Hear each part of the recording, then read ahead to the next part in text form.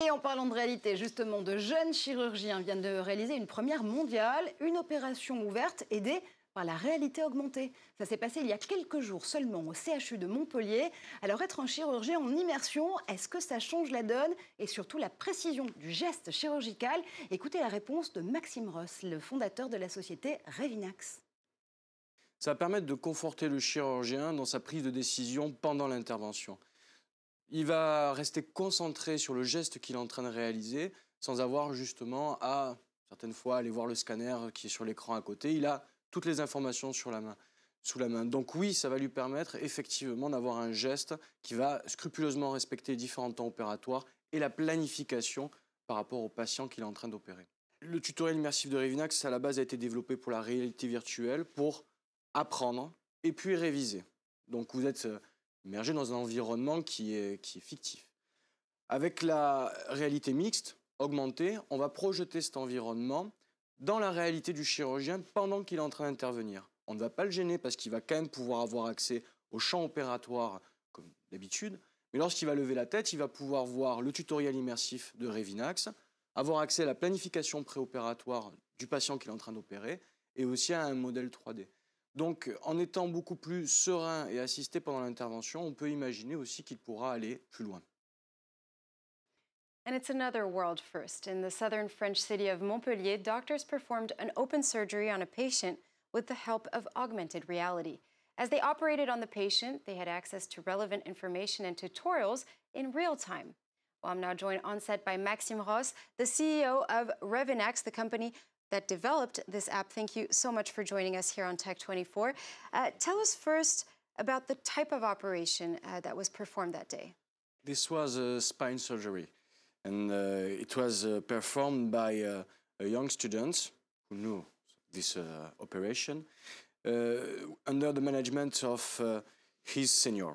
Okay, so the senior has recorded the tutorial 1 week before, and then he can deliver it through the HoloLens, mixed reality technology, during the surgery which was performed by his students.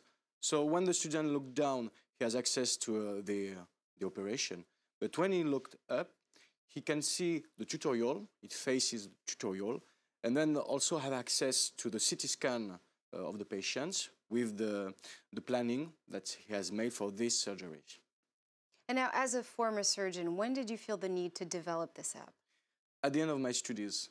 At the end of my studies, because I realized, in fact, that when you are, for the first time, in charge of the surgery yourself, this is quite challenging. Because you never had access before to the point of view of the surgeon. You're still beside of him or behind sometimes, and you cannot see exactly, precisely, the details of the gestures he's performed. So we developed at first a hardware to record this first point of view. And we developed an app that we call the immersive tutorial, being able to see through the eyes of the main surgeon for virtual reality, to train and to review the procedure. And now we are able to deliver this also to mixed reality to assist during the procedure. Right. And what are the other domains in which this app can be used? In fact, each time that you need your hands. So each time that you have to transmit manual skills, precise gestures, to manage risks, you can use the immersive tutorial from Revinax. And for example, now we are dealing with ESA, European Special Agency, at first for medical purpose, because on the International Space Station, you have a book to manage emergencies on human. But also we are dealing now with a gas company from France, GRDF, and we are negotiating also we are talking with Orange to give them the possibility to use our tutorials to their technicians. Thank you so much, Maxime Ross there, the CEO of Revinax.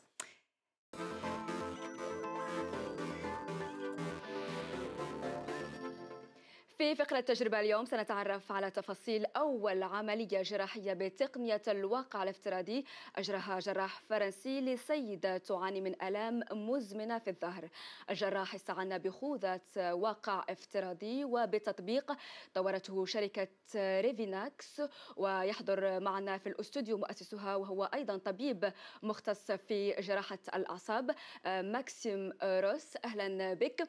بداية، ما الإضافة التي قدمت هذه النظارات والتطبيق الذي طورتموه للجراح الذي أجرى العملية؟ التطبيق وفر للجراحين المساندة خلال التدخل الجراحي، أي المساعدة الفعالة أثناء العملية، وذلك من خلال النظارات.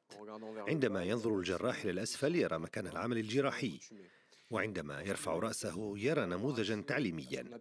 هو عبارة عن نموذج صور مسبقا لجراح خبير يقوم بالعملية ذاتها وفق مراحل تطبيقها. إذن هذه التقنية تسمح لجراح شاب باتباع خطوات جراح آخر أكثر خبرة عبر النظارات، أي تمكنه من تفادي ما يعرف بالخطأ الطبي، وهي وسيلة إذن لتكوين وتأهيل الجراح. هل لهذا السبب أنشأتم شركة ريفيناكس؟ تعليم الجراح يتطلب دائما مرافقة الجراح المبتدئ للجراح الخبير، بحيث يتعلم المبتدئ حركات اليد التي يجريها الخبير لإنجاز العملية، وهو ما توفره النظارات. كما أن هذه التقنية تقلل من مشاكل عدم التركيز، فكل ما يحتاجه الجراح من معلومات متوفر لديه بمجرد أن يرفع رأسه. هناك 5 مليارات إنسان في العالم لا تتوفر لديهم خدمات الجراحة. منظمة الصحة العالمية قالت إنه حتى عام 2030 لا بد من مضاعفة أعداد ممارسي الجراحة لدعم المناطق التي تفتقر لها. بداية كان هناك حاجة لأن توفر تقنية الواقع الافتراضي الجانب المعلوماتي في العمليات، وهناك الحاجة للحد من الأخطاء الطبية. الجراحة هي أيضا فن يدوي، لذلك من المفيد توفير كل ما من شأنه أن يؤمن دعما إضافيا ويخفف من الأخطاء.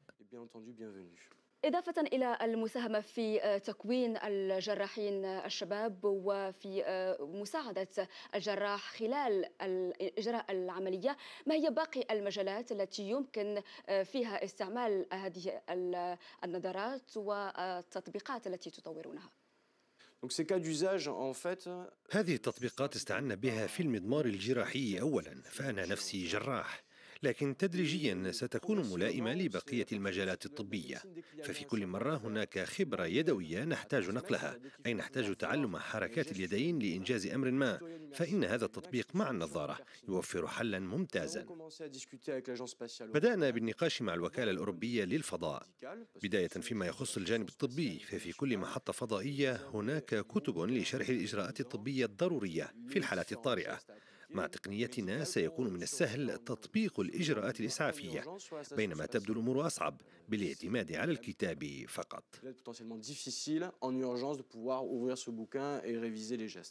نعم، شكرا جزيلا لك ماكسيم روس، وأذكر أنك مؤسس شركة ريفيناكس.